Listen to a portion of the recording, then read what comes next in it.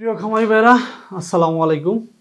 যেহেতু জানুয়ারি মাসের মাঝামাঝি সময়, ফেব্রুয়ারির প্রথম দিকে হচ্ছে যে যারা হচ্ছে রেনু করেন তারা হচ্ছে যে একটা প্রস্তুতি নিচ্ছেন। যেমন এখনই তো ওই যে কইয়ের প্রস্তুতি নিচ্ছে অনেক অঞ্চলে। যেমন আপনার মাঘ মাসের 10 তারিখের ভিতরে হচ্ছে যে কইটা শুরু করে দেন, মাঘ মাসের 20 তারিখের মধ্যে হচ্ছে যে অনেকেই পাপ দাও করা শুরু করেন। রেনু পুকুর কীভাবে প্রস্তুত করবেন আর রেনুর গ্রোথটা কেমন, কতটা ভালো হয়, রেনুটা কত শর্ট টাইমে হচ্ছে যে 3000 4000 লাইনে মাছটা চলে আসে, আজকে সেই বিষয় নিয়ে একটু আলোচনা করব। যেমন আমরা এখন যেমন মাঘ মাসের 10 তারিখের মধ্যেই হচ্ছে আমরা কইটা করব। কইয়ের পুকুরটা আমরা কীভাবে প্রস্তুত করব যদি একদম নতুন পুকুর হয়। নতুন পুকুর হইলেও হচ্ছে যে আমরা প্রথমে হচ্ছে প্রতি শতাংশতে একদম শুকনার ভিতরে 300 থেকে 500 গ্রাম চুন দিব। চুন দেওয়ার পরে হচ্ছে আমরা পুকুরে হচ্ছে 2 ফিট পরিমাণ পানি দিব।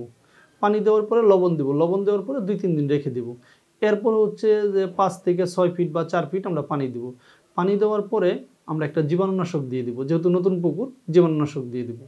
আর জীবাণুনাশকটা দেওয়ার পরে ঠিক আমরা যেদিন রেনুটা দিব তার হচ্ছে 12 ঘন্টা আগে আমরা সমিথিউম দিব, জাস্ট আঁশ পোকার জন্য সমিথিউম দিব, আর অন্য কিছু দিব না। আমরা যদি পুরান পুকুর হয় সেটা নিয়ে আমরা আলোচনা করতেছি। সমিথিউম দেওয়ার পরেই হচ্ছে যে আমরা 12 ঘন্টা পরেই আমরা রেনু দিতে পারতেছি। আর রেনু দেওয়ার পরে হচ্ছে যে রেনুর যে খাবার আছে আমরা হচ্ছে যে ডিমের কুসুমটা দিচ্ছি, পাশাপাশি রেনুটাকে ভালো যেন গ্রোথ আসে এবং রেনুর প্রোডাকশনটা যেন ভালো হোক, সেক্ষেত্রে আপনারা অবশ্যই ডিসিবি গ্রোথটা ইউজ করতে পারেন। ডিসিবি গ্রোথ ইউজ করলে আপনার সুবিধাটা হচ্ছে কি, পুকুরে অ্যামোনিয়া গ্যাস হবে না, পানির কালারটা অনেক সুন্দর হবে। কারণ যারা রেনু চাষ করেন তারা এই বিষয়টা জানেন যে পানির কালার না হলে রেনু কিন্তু একদম স্বচ্ছ পানিতে রেনুর প্রোডাকশন ভালো হয় না। এই জন্য রেনুর পুকুরে অবশ্যই ডিসিবি গ্রোথ আপনারা ইউজ করবেন, প্রোডাকশন ভালো হবে এবং পানির কালারটা সুন্দর হবে।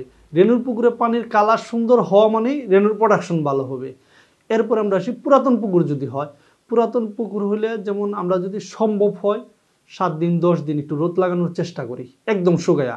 আর যদি সেটা সম্ভব না হয়, যে পানি পাওয়ার সম্ভাবনা নাই বা পানিটা কোথায় ফালাবেন এরকম জায়গাও নাই, বিভিন্ন কারণে হতে পারে, তখন হচ্ছে যে পানিটা একটু কমাবেন, যে অন্তত পক্ষে 3 ফিট পর্যন্ত কমাই ফেলান। কমানোর পরে প্রতি শতাংশতে 500 গ্রাম চুন দেন।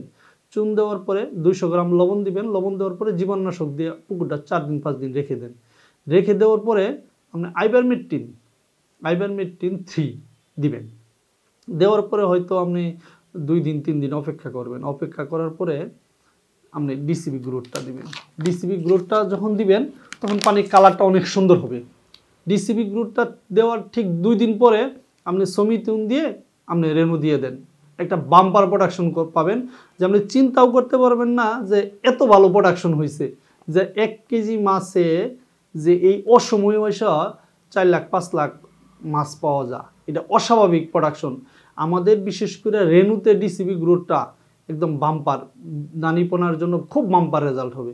এই জন্য হচ্ছে যারা রেনু পোনা করেন, যারা একেবারেই ধানিপোনা বিজনেসটা করেন, রেনু থেকে দানিপোনা করেন, তারা অবশ্যই প্রতি শতাংশতে 200 গ্রাম ডিসিবি ইউজ করবেন, একটা ভালো রেজাল্ট পাবেন। এছাড়াও হচ্ছে মাছ চাষ সম্পর্কে যে কোনো তথ্যের জন্য আপনারা আমাদের সাথে যোগাযোগ করতে পারেন। আমাদের হেল্পলাইন 24 ঘন্টা আছে। এছাড়াও আমার সাথেও কথা বলতে পারেন, আমার একটা নাম্বার দেওয়া আছে, সকাল 9টার থেকে বিকাল 5টার মধ্যে যে কোনো সময় আমাকে ফোন করলে আমাকে পাবেন। মাছ চাষ সম্পর্কে যে কোনো তথ্যের জন্য মিরার এগ্রো সার্বক্ষণিক আপনাদের সেবায় নিয়ে যেত। সকলেই ভালো থাকবেন। আসসালামু আলাইকুম।